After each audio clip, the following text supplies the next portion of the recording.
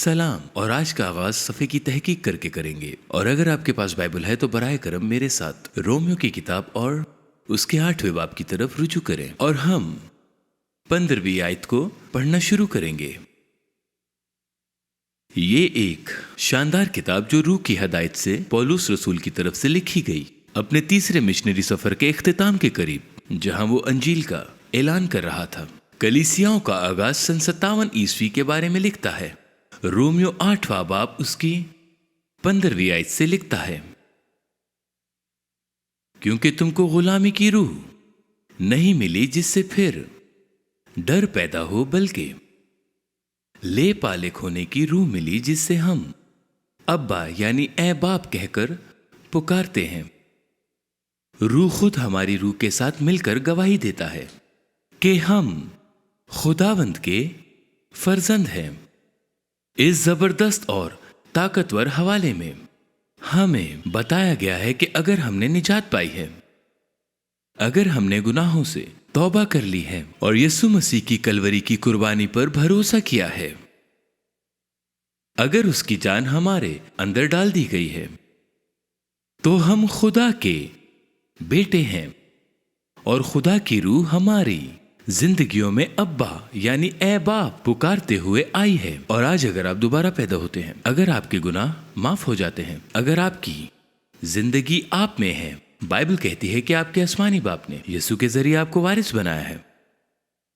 آیت نمبر 16 میں روح اس حقیقت کی گواہی دیتا ہے، خدا کی روح اس یقین دہانی کے ساتھ آتی ہے کہ میں خدا کا فرزند ہوں، اور یہ بہت ضروری ہے کہ ہم اسے پہچانیں۔ اور پولس گلاطیوں 4 باب کی 6 اور 7 آیت میں دوبارہ لکھتا ہے، ہمارے متن کے الفاظ کی بازگشت کرتے ہوئے لکھا ہے، اور چونکہ تم بیٹے ہو، اس لیے خدا نے اپنے بیٹے کا روح ہمارے دلوں میں بھیجا جو ابا یعنی باپ کہہ کر پکارتا ہے۔ بس اب تو غلام نہیں بلکہ بیٹا ہے، اور جب بیٹا ہوا تو خدا کے وسیلہ سے وارث بھی ہوا۔ آپ دیکھیں، خدا کائنات میں کہیں دور آسمان سے نیچے دیکھتے ہوئے یا غیر متعلقہ وجود نہیں رکھتا۔ خدا کوئی صوفیانہ ہستی نہیں ہے جس کو آپ صرف دور سے ہی جانتے ہیں۔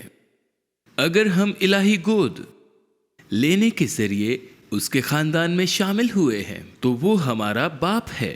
اس کے ساتھ ہم اس کے بیٹے اور بیٹیوں کی طرح ذاتی تعلق قائم رکھ سکتے ہیں۔ خدا کا یہ تصور، ہمارا باپ ہونا اور الہی طور پر اس کے خاندان میں اپنایا جانا، صفحے میں کوئی ضمنی خیال نہیں ہے۔ یہ کوئی اچھا سا خیال نہیں ہے جسے وقتاً فوقتاً سن کر اچھا لگے۔ یہ ایک حقیقت ہے، اور یسوع نے اپنی پوری وراثت میں اس حقیقت پر زور دیا ہے۔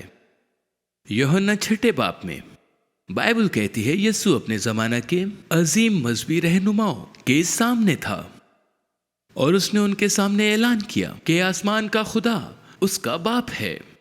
اور صحیفہ کہتا ہے کہ اس کی وجہ سے انہوں نے یسوع کو اور بھی زیادہ قتل کرنے کی کوشش کی۔ ان کے نزدیک یہ ایک بنیاد پرست اور توہین آمیز تصور تھا، اتنا کہ وہ اس خیال کو مارنے پر آمادہ ہو گئے۔ اگر آپ ان سے کہیں کہ خدا میرا باپ ہے، انہوں نے اسے موت کے لائق سمجھا، کیونکہ ان کا دعویٰ تھا کہ ایسی بات کہنے سے آپ خدا کے برابر ہو جائیں گے۔ آپ کہہ رہے تھے کہ آپ خدا کے بیٹے ہو، آپ اپنے آپ کو خدا کے ساتھ کھڑا کر رہے ہو۔ ان لوگوں کے نزدیک یہ دعویٰ توہین امیز تھا۔ خدا کا بیٹا یعنی خود کو خدا کے برابر لے جانا، یہ توہین امیز تھا، اس لیے انہوں نے یسوع کو قتل کرنے کے لائق سمجھا۔ بلا شبہ وہ لوگ جو یسوع کے ساتھ چلتے تھے، جو مانتے تھے کہ یسوع خدا کا بیٹا ہے، دنیا کا نجات دہندہ ہے، وہ جو آسمان سے ہمارے لیے نجات دہندہ بن کر آیا، ان کے لیے یہ توہین امیز نہیں تھا، کیونکہ وہ مانتے تھے کہ وہ خدا کا بیٹا ہے، وہ خدا کا بدن ہے۔ لیکن ایک دن یسوع اپنے شاگردوں کے سامنے آیا، اور اس نے ان سے کہا، جب تم دعا کرو تو اس طرح کرو، اے ہمارے باپ تو جو آسمان پر ہے۔ اس نے یوحنا 20 باب کی 70 آیت میں دوبارہ کہا، میں اپنے باپ اور تمہارے باپ اور اپنے خدا اور تمہارے خدا کے پاس اوپر جاتا ہوں۔ اس نے سکھایا، جی ہاں، وہ خدا کا بیٹا تھا اور ہاں خداوند اس کا باپ تھا اور وہ ہمارا بھی باپ ہے۔ اس دن کے مذہبی یہودیوں نے اپنی ضد اور برے دل کے ساتھ اس خیال کو بہت رد کیا۔ وہ اس تصور کے حیرت انگیز عجوبے سے محروم ہیں اپنی ضد اور برے دل کی وجہ سے۔ لیکن آپ دیکھتے ہیں کہ یسوع نیا خیال نہیں لا رہا تھا، وہ کسی ایسی چیز پر زور دے رہا تھا جو صحیفوں میں پہلے سے ہی موجود تھا۔ جب پرانے زمانے کے نبیوں نے سمجھایا تھا کہ خدا صرف ایک کائنات میں مخلوق نہیں ہے جو دور ہے بلکہ اس سے بہت زیادہ ہے، وہ ہمارا باپ ہے، یسایہ نبی نے 16 باب کی 63 آیت میں اعلان کیا، یقیناً تو ہمارا باپ ہے، اگرچہ ابراہم ہم سے ناواقف ہو اور اسرائیل ہم کو نہ پہچانے، تو اے خداوند ہمارا باپ اور ہمارا فدیہ دینے والا ہے، تیرا نام ازل سے یہی ہے۔ یسایہ نبی نے دوبارہ سے پھر اعلان کیا، تو بھی اے خداوند تو ہمارا باپ ہے، ہم مٹی ہیں اور تو ہمارا کمہار ہے اور ہم سب کے سب تیری دستکاری ہیں۔ یرمیہ نبی نے یرمیہ کے 31 باب میں اعلان کیا، کیا افرایم میرا پیارا بیٹا ہے، کیا وہ پسندیدہ فرزند ہے۔ داؤد نے زبور 13:103 میں لکھا ہے، جیسے باپ اپنے بیٹوں پر ترس کھاتا ہے ویسے ہی خداوند ان پر جو اس سے ڈرتے ہیں۔ استثنا 14 باب کی 1 آیت، تم خداوند اپنے خدا کے فرزند ہو۔ یہ اقتباسات پرانے عہد نامہ میں خدا کو باپ کے طور پر اور ہمیں فرزند کے طور پر قرار دیتے ہیں، لیکن پھر جب یسوع آیا، تعلیم دینے لگا اور منادی کرنے لگا تو اس نے اس پر زیادہ زور دیا۔ اس نے اس بات پر زور دیا کہ قدیم زمانہ کے ان عظیم نبیوں کو پہلے ہی اس کا احساس ہو چکا تھا، لیکن اقتصابات کے باوجود اس زمانہ کے مذہبی رہنماؤں نے دعویٰ کیا کہ ایسی باتیں کرنے کا مطلب ہے کہ آپ خدا کے برابر ہونے کی کوشش کر رہے ہیں، لیکن ہم یقیناً جانتے ہیں کہ یہ غلط تھے۔ یہ کہنا کہ خدا آپ کا باپ ہے آپ کو کسی بھی طرح سے خدا کے برابر نہیں بناتا، یہ ایک غلط خیال تھا جو انہوں نے سنا تھا۔ اور ایک مزیدار کہانی ہے جو میں نے سنی ہے جو یہ بتاتی ہے کہ یہ تصور کتنا مزاحیہ خیز تھا۔ یہ 1945 میں موسم گرما کی بات ہے اور اس وقت بیس بال ایک گیم تھی، یہ کرکٹ جیسی ہی ہے، اور اگر آپ اس دوران ایک بیس بال اسٹار تھے تو آپ ایک عظیم مشہور شخصیت تھے، جیسا کہ آج کل بہت سارے ملکوں کے کرکٹ پلیئرز عظیم اور مشہور ہیں، اور ان سب میں سے ایک بڑا آدمی جوائے ڈیمیگیو نامی شخص تھا۔ اور ایک دن وہ یانکی اسٹیڈیم میں گیا اور وہ اپنے 4 سالہ چھوٹے بیٹے کو لے کر آیا جو جوائے ڈیمیگیو جونیئر تھا، لیکن آج وہ اس لیے نہیں آیا تھا کہ وہ خود کو بیس بال کے عظیم اسٹار کے طور پر پیش کر سکے۔ وہ اس دن صرف ایک یانکی کا فین بن کر آیا تھا۔ وہ چاہتا تھا کہ اس کا چھوٹا 4 سال کا بچہ تجربہ کرے کہ وہاں کھڑے ہونا کیسا ہوتا ہے، اور وہ وہاں کھیلنے والا تھا، لیکن کھیل شروع ہونے سے پہلے وہ اپنے 4 سالہ بچے جوائے ڈیمیگیو جونیئر کے ساتھ کرسی پر بیٹھ گیا۔ لیکن جیسے ہی شائقین اسٹیڈیم میں جمع ہوئے، انہوں نے اسے پہچاننے میں ذرا بھی دیر نہیں کی۔ وہ بہت مشہور تھا اور ایک فین نے اشارہ کیا کہ وہ وہاں بیٹھا تھا، اور ایک فین نے اسے محسوس کیا۔ اسٹیڈیم جوائے جوائے جوائے ڈیمیگیو کے نعروں سے گونجنے لگا۔ اس بچے کے لیے اس کے باپ کا نام ڈیڈی تھا اور اس کا اپنا نام جو ڈیمیگیو تھا، اور اس طرح اس نے عظیم بیس بال کے اسٹار کی طرف دیکھا اور کہا، دیکھیں ڈیڈی، یہاں ہر کوئی مجھے جانتا ہے۔ اس نے سوچا وہ اس کے لیے خوشی منا رہا ہے، لیکن وہ 4 سالہ بچہ غلط تھا، یہ سب اس کے بارے میں نہیں تھا، یہ سب اس کے باپ کے لیے تھا۔ اور اسی طرح مسیح کے زمانے میں مذہبی رہنماؤں نے یہی غلطی کی تھی۔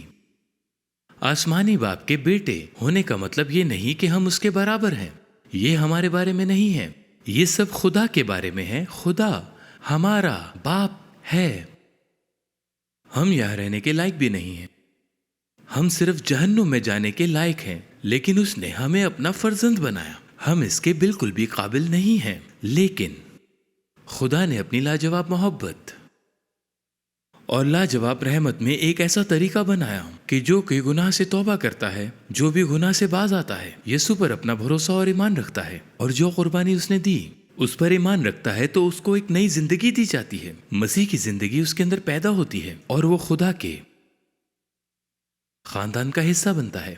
میں اپنے ذہن میں اس تصور کو سمجھنے کی جدوجہد کر رہا ہوں۔ آپ اس تصور کو کیسے سمجھتے ہیں، اور آپ اس تصور کی روشنی میں خدا کو کس نظر سے دیکھتے ہیں یہ کیسے ہو سکتا ہے کہ خدا اپنی تمام قدوس اور طاقت میں ہر چیز کا خالق، وہ جو لائق ہے کیونکہ اس نے تمام چیزوں کو پیدا کیا ہے، وہ جس سے ڈرنا ہے، وہ جو گناہ سے نفرت کرتا ہے، وہ جس نے جہنم کو تخلیق کیا ہے اور غضب اور فیصلے سے بھرا ہوا ہے لیکن محبت اور خوبصورتی اور عظمت سے بھرا ہوا ہے، جس کا نام تمام ناموں سے اعلیٰ ہے، خدا جو اتنا مقدس اور طاقتور ہے کہ میں یہ سمجھ بھی نہیں سکتا کہ وہ کتنا مقدس ہے، اور پھر بھی یہ کہ خدا چاہتا ہے کہ میں اسے باپ کہوں۔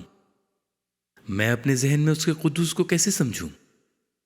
یہ سمجھنے کے لیے کہ اس سے ڈرنا چاہیے کیونکہ وہ بادشاہوں کا بادشاہ ہے، اور پھر بھی میں اسے باپ کہوں گا۔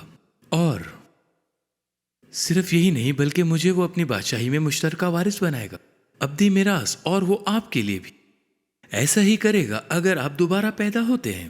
جب میں سامنے آتا ہوں تو میں اس تعظیم کو کیسے متوازن کروں؟ میرے خیال سے 21ویں صدی میں ہمارے لیے اس کا مطلب سمجھنا مشکل ہے، یہ کسی بھی نسل میں سمجھنے کے لیے بہت مشکل ہے، لیکن خاص طور پر اب۔ لیکن میں اس کو سمجھنے کے لیے میں چاہتا ہوں کہ آپ اپنے ذہنوں میں داؤد کے زمانہ میں واپس جائیں۔ میں چاہتا ہوں کہ آپ اپنے ذہنوں میں تصور کریں کہ آپ کمرے کے بڑے بڑے دروازوں میں سے گزر رہے ہیں جہاں بادشاہ کا تخت تھا، اور جب آپ اس کمرے میں داخل ہوتے ہیں تو آپ اس کمرے کے مرکز کے طور پر دیکھتے ہیں کہ وہ عظیم اونچا تخت ہے اور داؤد وہاں پر بیٹھا ہے، اس کے سر پر تاج ہے، بڑی طاقت کے ساتھ خدا کے لوگوں کی رہنمائی کر رہا ہے۔ آپ کو محافظ اور عظیم محل نظر آئے گا، آپ کو اس کے نزدیک مشیر اور شہزادے نظر آئیں گے، اور اس کے ذریعے سے آپ اس کے بیٹوں کو دیکھیں گے۔ آپ سلیمان اور ابھی سولم اور اس کے دوسرے بیٹوں کو دیکھیں گے۔ اور جب وہ اس تخت پر بیٹھا تھا، داؤد ان بیٹوں سے پیار کرتا ہے اس کمرے میں موجود کسی بھی شخص سے زیادہ۔ اس نے انہیں سکھایا، اس نے ان کی تربیت کی۔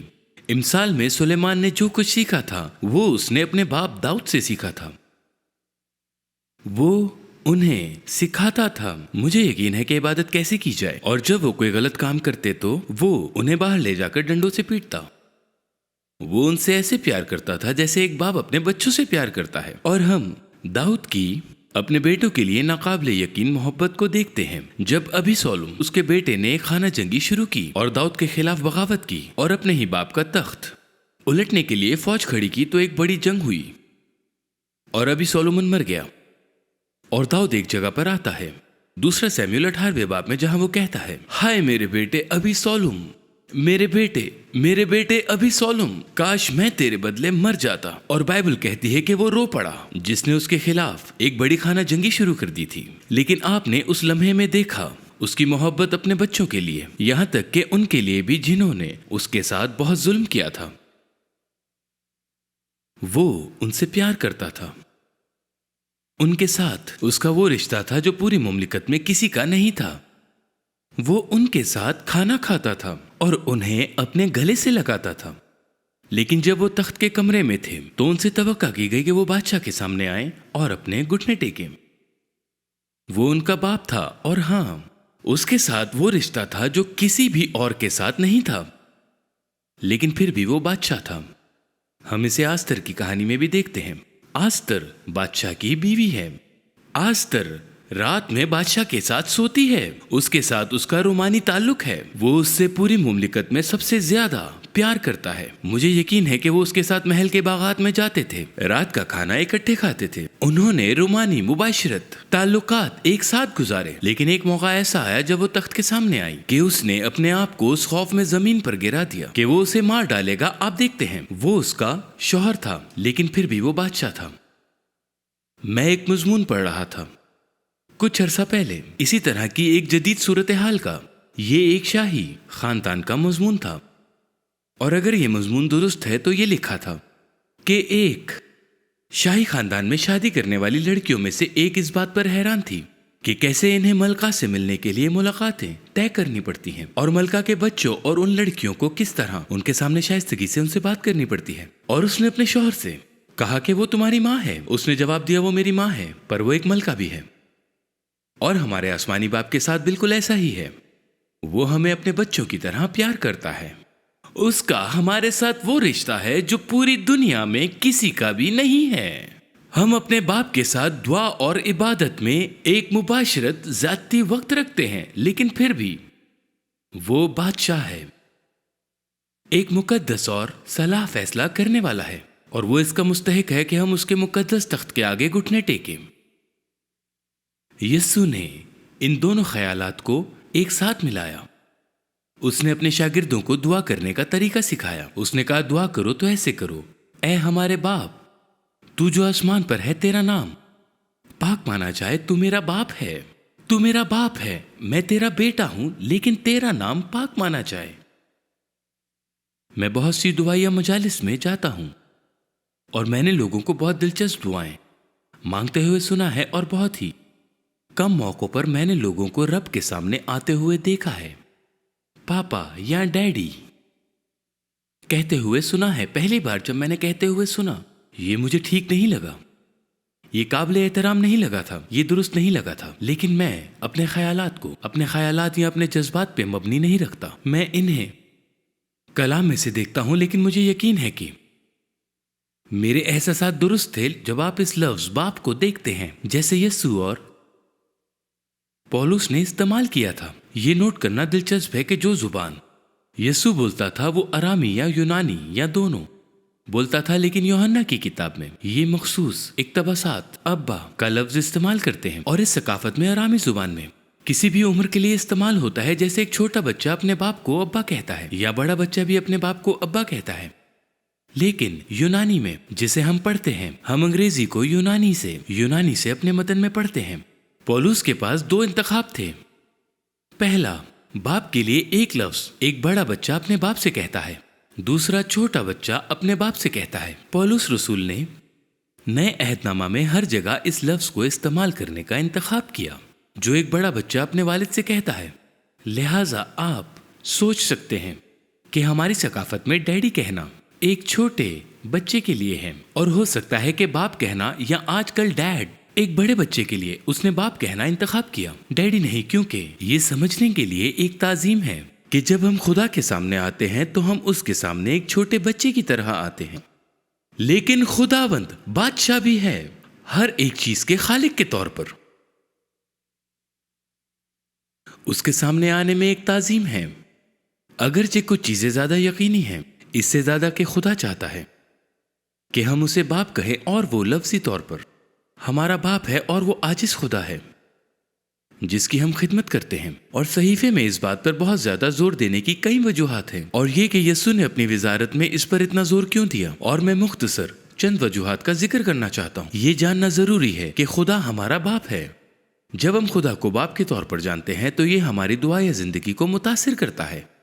खुदा के बारे में हमारे नजरिए हमारी दुआ या जिंदगी में बदल जाते हैं। हम उसे एक ऐसे शख्स के तौर पर देखते हैं जो हमें नुकसान पहुंचाने के बजाय हमारी भलाई करता है, जो कि अगर हम मछली मांगे तो वो हमें सांप नहीं देगा, या अगर हम अंडा मांगे तो वो हमें बिच्छू नहीं देगा। जैसा कि यीशु ने कहा, बस जब तुम बुरे होकर अपने बच्चों को अच्छी चीजें देना जानते हो तो तुम्हारा बाप जो आसमान पर है अपने मांगने वालों को अच्छी चीजें क्यों ना देगा। हम उसके पास जाने के काबिल हैं, जैसा कि एक बच्चा अपने बाप के पास जाता है, ये जानते हुए कि वो हमारे लिए बेहतरीन चाहता है, और अगर हम जो मांगते हैं वो ना दे तो वो हमारी भलाई के लिए है। वो हमें बाप के तौर पर प्यार करता है, लेकिन वो इससे भी ज्यादा करता है जब हम खुदा को अपने बाप के तौर पर पहचानते हैं। हम खुदा की नाकाबिले यकीन मोहब्बत को भी समझते हैं। ये एक ऐसी मोहब्बत है जिसे हम दूसरी सूरत में नहीं समझ सकते। ये हमारा बाप है अगर आप मेरी तरह हैं। पहली बार जब मैंने अपने बेटे को पैदा होते देखा तो मैं मगलूब हो गया। मुझे यकीन नहीं था कि मेरे चेहरे से आंसू बहने लगे, लेकिन जब मैंने अपने बेटे को पहली बार देखा तो उसके पैदा होने से पहले ही मुझे उससे मोहब्बत हो गई थी। लेकिन मुझे मालूम नहीं था कि मुझे इतनी मोहब्बत हो सकती है। ये मेरा तजुर्बा था। मुझे सोचने की भी जरूरत नहीं होती। मुझे मेरे बेटे के लिए जान देने के लिए फितरी बात थी, और फिर भी खुदा की मोहब्बत उस मोहब्बत से कहीं ज्यादा है जो मुझे या आपको अपने बच्चों के लिए होती है। جب ہم خدا کو اپنے باپ کے طور پر پہچانتے ہیں تو ہم یہ بھی تسلیم کرتے ہیں کہ جب نظم و ضبط آتا ہے تو اس کی وجہ یہی ہوتی ہے کہ وہ ہم سے پیار کرتا ہے. یہ اس کے لیے نہیں کہ ہم ملاؤن ہیں یا ترک کر دیے گئے ہیں. یہ اس لیے کہ ایک باپ اپنے بچے کی تنبیہ کرتا ہے. عبرانیوں 12 باب کی 7 آیت کہتی ہے تم جو کچھ دکھ سہتے ہو وہ تمہاری تربیت کے لیے ہے. خدا فرزند جان کر تمہارے ساتھ سلوک کرتا ہے. وہ کون سا بیٹا ہے جسے باپ تنبیہ نہیں کرتا؟ وہ ان لوگوں کی تربیت اور تنبیہ کرتا ہے جنہیں وہ باپ کی طرح پیار کرتا ہے. بدکار خدا کے غضب کے تحت، خدا کے فیصلے کے تحت دکھ اٹھاتے ہیں. وہ اس کے زبردست غضب کے تحت لانتی ہیں. لیکن ہم جو اس کے فضل اور اس کے رحم کے تحت فرزند بنائے گئے، خدا کے نظم اور ضبط کے تحت میں رہتے ہیں کیونکہ وہ ہم سے پیار کرتا ہے. نظم و ضبط بہت ضروری ہے. ایک باپ تھا جس نے اپنے بچے کو بستر پر بھیج دیا. 5 منٹ بعد بچہ چیخا، ابا کیا آپ مجھے ایک گلاس پانی دے سکتے ہیں؟ باپ نے کہا نہیں، آپ کو موقع ملا تھا، سو جاؤ. 1 منٹ بعد بچہ دوبارہ چیخا، ابا کیا آپ مجھے ایک گلاس پانی دے سکتے ہیں؟ باپ نے کہا نہیں، تمہیں موقع دیا تھا. اگلی بار اگر اب تم نے مجھ سے پانی مانگا تو میں تمہیں تھپڑ ماروں گا. ابا جب آپ مجھے تھپڑ مارنے آئیں گے تو میرے لیے ایک گلاس پانی لے آنا. نظم و ضبط اہم ہے اور ہمارا آسمانی باپ ہمیں تربیت دے گا کیونکہ وہ ہمیں اپنے بچوں کی طرح پیار کرتا ہے. اور پھر جب ہم خدا کو اپنے باپ کے طور پر پہچانتے ہیں تو ہم یہ بھی تسلیم کرتے ہیں کہ ہم اس کی ابدی بادشاہی کے وارث ہیں. خدا کے بیٹے اور بیٹیوں کے طور پر ہم اس کی ابدی دولت کے وارث ہیں. بہت سے لوگ ابدی وراثت کے بارے میں بھول جاتے ہیں، مصرف بیٹے کی طرح جس کے بارے میں یسوع بات کرتا ہے، جو اس زندگی میں ابھی اپنی میراث چاہتا تھا. وہ ایک پل کے لیے گناہ کی لذت کا تجربہ کرنا چاہتا تھا. وہ دنیاوی دولت حاصل کرنا چاہتا تھا جو یہ زندگی برداشت کر سکتی ہے. وہ اس وراثت کو بھول گیا جو اس کے باپ نے اس کے لیے رکھی تھی، جو اس کے لیے کسی بھی چیز سے کئی زیادہ تھی، جو کہ ابدی تھی. لیکن باپ نے اسے جانے کی اجازت دی کیونکہ باپ ہمارے ساتھ چھوٹے بچوں جیسا سلوک نہیں کرتا. وہ ہمیں آزاد مرضی دیتا ہے کہ ہم کچھ بھی کر سکیں. لیکن باپ غمگین تھا، اپنے بیٹے کی واپسی کا انتظار اور خواہش کر رہا تھا. بائبل کہتی ہے کہ خدا ہمیں کبھی نہیں چھوڑے گا اور نہ ہمیں ترک کرے گا، لیکن ہم اسے چھوڑ سکتے ہیں اور اسے ترک کر سکتے ہیں کیونکہ گناہ ہمارے دل کو سخت کر دیتا ہے. لیکن اس کی خواہش یہ ہے کہ وہ ہمیں میراث دے گا، وہ جو زمین کی چیزوں کو اس قدر عارضی بناتا ہے. ابدیت کی خوشیوں اور لذتوں کے مقابلے میں کچھ بھی نہیں لگتا. وہ ہمارے لیے ایک ابدی اور شاندار جگہ چاہتا ہے، ایسی خوشیاں اور لذتیں جو کبھی ختم نہ ہوں گی. خدا وہ ہمیں دینا چاہتا ہے. اس کے فرزند بننے اور اس کو باپ تسلیم کرنے میں بہت سی برکتیں ہیں، حیرت انگیز برکتیں ابھی اور ابدیت میں بھی. لیکن اس کے ساتھ ہم پر ایک ذمہ داری بھی آتی ہے کیونکہ ہم اس کے نام سے جڑے ہیں. کیونکہ جو کچھ ہم کرتے ہیں وہ یا تو اس کی تسبیح کرتا ہے اور اسے سر بلند کرتا ہے اور اس زمین پر اس کی بادشاہی کو آگے بڑھاتا ہے، یا یہ بری گواہی دیتا ہے اور لوگوں کو اس کی بادشاہی سے دور کرتا ہے. مسیح کے بیٹے یا بیٹیاں ہونے کے طور پر اور اس کی تقلید کرنے والوں کے طور پر ہم پر بڑی ذمہ داری ہے. مسیحی ہونے کے ناطے ہمیں وہی دعا کرنی چاہیے جو یسوع نے مانگی تھی، اے باپ اپنے نام کو جلال دے. یہ زمین پر یسوع کی خواہش تھی اور یہی دعا اس نے کی اور یہی اس نے اپنے باپ بادشاہوں کے بادشاہ کو جلال دینے کے لیے کیا اور ہمیں یہی کرنے کے لیے بلایا گیا ہے. آج اپنی زندگی میں کیا آپ باپ کو جلال دیتے ہیں؟ کیا آپ بادشاہوں کے بادشاہ کی بادشاہی کو آگے بڑھا رہے ہیں؟ کیا آپ یہ دعا کر رہے ہیں کہ اے باپ میرے ذریعے اپنے نام کو جلال دے، میرے ذریعے میں تجھے عزت دینے کے لیے بلایا گیا ہوں، میرے باپ اور میرے بادشاہ. آج رات کھڑے ہو جائیں.